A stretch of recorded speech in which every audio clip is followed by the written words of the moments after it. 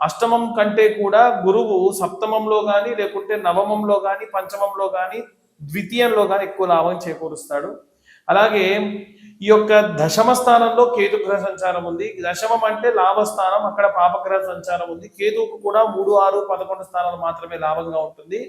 Overall గా చూసుకుంటే ఈ యొక్క రాశి వారికి కాస్త ఊరట కలిగించేటువంటి విషయాలు అంటూ ఏమైనా ఉన్నాయి అని అంటే షష్టమంలో ఉన్నటువంటి శని, పంచమంలో ఉన్నటువంటి శని, చతుర్థంలో ఉన్నటువంటి రాహువు, శుక్రుడు.